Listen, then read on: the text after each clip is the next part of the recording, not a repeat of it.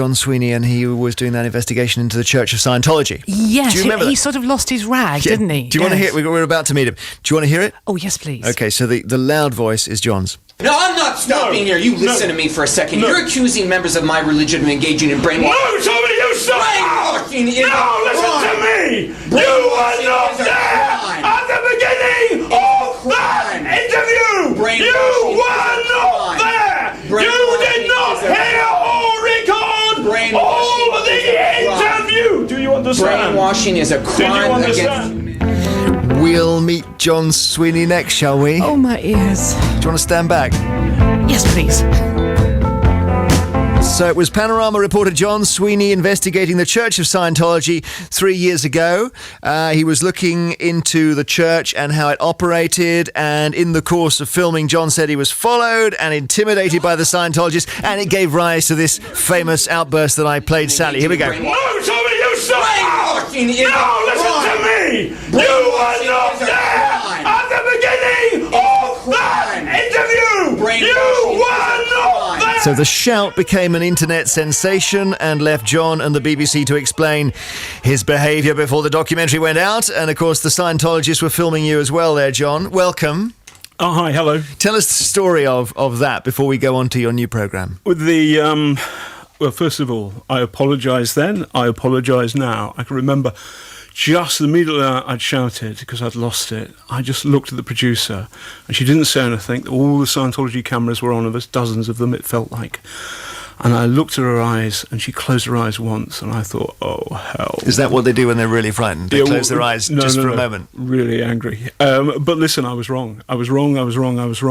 I apologise then and I apologise now. I believe that people in public life should be civil and proper and courteous, and that was entirely not how the way to do it. So I was in the wrong. It's a strange thing, though, because it's over the time. I mean, more and more people watched it, and it's like a kind of John Cleese moment.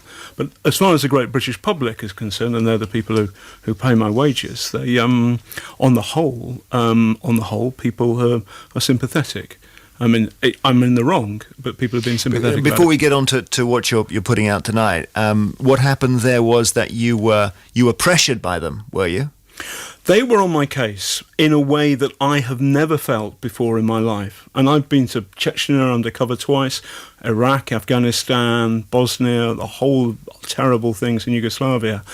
And this was strange. This was unique in my experience. I've never behaved like this. My friends and family, my kids, they recognise it. My poor son was on a running machine in a gym with his mates, and they all came up on their banks of TV screens, and his mate said, "Look at that nutter." And Sam said, "That's my dad." So tell us why you decided to revisit Scientology after all that. Well, what happened was that very shortly after the programme went out, there were lots and lots of questions in my mind about the Church of Scientology. We heard that one of the men assigned to handle me, Mike Rinder, had left. Now, Rinder had been its official spokesman and the head of its Office of Special Affairs, OSA. With him out, we thought, he could tell us what really happened from the inside. So back in 2007, I thought we were being spied on, followed by sinister strangers. Tommy Davis, the spokesman, that's the guy I'm shouting at back in that clip, he denied it, saying that I was being paranoid. So now out, this is what Mike Rinder told me. You were being followed? We were being followed. Yes. And who gave the orders to follow us? It would have come under my purview. There's no doubt in your mind that we were followed by the Church of Scientology? No doubt whatsoever. The Church admits that private eyes were tasked to track and document us, but they say that's an overt operation, not spying. And after 2 investigations into the Church, John, what do you think is the appeal for its members in the first place? Good question. Well, Hollywood stars like Tom Cruise and John Travolta say that Scientology works for them. And it's an organisation that loves the trappings of success, glamour, showbiz. The Church's goal is to help believers reach a state of enlightenment called clear, where harmful subconscious thoughts have been wiped out. And I spoke to some Scientologists outside one of the churches in LA, Los Angeles, where it's recognised across the United States as a religion for tax purposes. And this is what they told me. It's fantastic. Tremendous amount of educational materials in terms of communication skills, talking to people, handling life. It's just been so beneficial to make me a happy, stable person and to make me more productive in life. It's been just tremendous. But according to your investigation, John, there appears to be a darker side. Well, the story from people who dare leave the church. For example, let's take Claire and Mark Headley. They helped run the church before they left. And the couple say it's a church that splits families apart. They've tried to sue the church, but their case was dismissed under a legal exemption covering religious employment. The couple are appealing the decision. Claire describes here what happened after they left. The next day, my mother, my stepfather, my brother, or my half-brother, my two half-sisters, were all pulled in by Scientology and told that I was a suppressive person and they could have no further contact with me. And there are other stories of split families in the programme. The church says it is a fundamental human right to cease communication with someone. It adds disconnection. Its term for cutting off contact with people who leave in bad faith is used against expelled members and those who attack the church.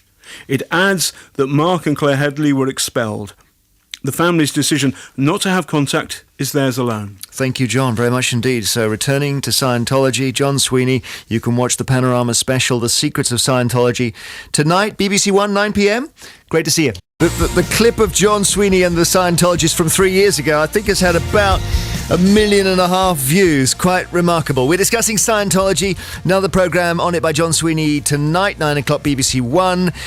Okay, Dave Bennington in Grantham has just called, and he says, I think that Scientology is just a big con and a money-making scheme. I met a group of them in Birmingham who gave me a stress test and told me the only way my stress could be cured would be to buy their books and their DVDs. George Mower in Hove, East Sussex, says, I think if I'd been in John Sweeney's shoes, I don't know if I would have stopped shouting. I used to make deliveries to a Scientology headquarters in England. There were a lot of cameras in there, and they used to make me feel a bit intimidated. Darren Stevens in Bedford says, I've seen the interview with John Sweeney. It's clear he was being deliberately provoked by the other gentleman. I don't think he should be apologising at all. Martin Padfield is in Crawley in West Sussex. Good afternoon, Martin. Hi, Jeremy. You've been a Scientologist for 30 years. Best part of 30 years, yes. Are you still in the church, or are you going it alone, or what? Well, yes, you could say I'm going it alone. I decided to distance myself from the church last year. Because of continued turning of a blind eye to the abuses that they know have been going on, and just failure to acknowledge them and to just to show even a little bit of contrition. When you say abuses, what do you mean? Well, I don't want to be too specific about that because for various reasons, but Mike Rinder and Marty Rathbone can be very specific about that because they witnessed a lot more than I did.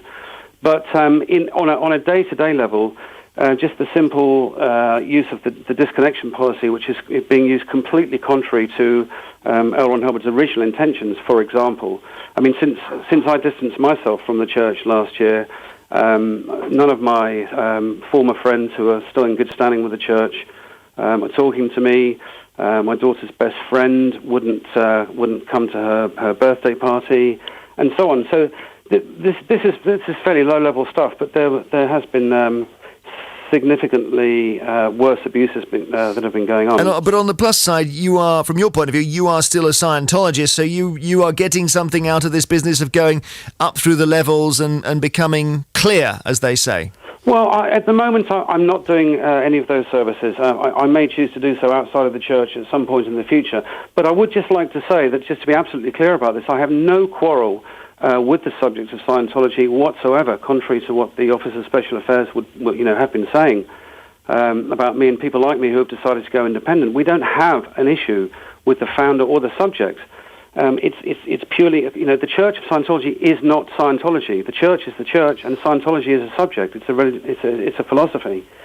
And I'm a firm believer in the goodness of that philosophy. Thank you, Martin. Okay. Andy in Stoke-on-Trent says, John Sweeney's got nothing to apologise for. I've watched this many times, this clip. Myself and many others would have done the same. He is a hero I will be watching again tonight. Okay, we have a comment here from Berwin Bain. who says, I'm glad you're talking about Scientology. I would take part, but I've got to protect my family. Scientology stalks its critics, and I'm afraid to reveal myself as an active critic. Scientology sucks you in with promises of improving your memory and your communication skills and so on, all diagnosed with a bogus personality test. You get lured deeper and deeper into a bizarre world of self-hypnosis and nonsense about past life regression. It costs an absolute fortune. And when you've done a lot of this auditing and talked about your case a lot, they keep the files and they threaten to reveal confessional information if you become PTS, a potential trouble source. Scientology twists language itself until you really struggle to relate to the real world. It's a mind-bending cult, he says. Nick in Devon says, I have been in Scientology, albeit very briefly. It is a cult. You don't part with money to join a religion. They are sinister without a doubt.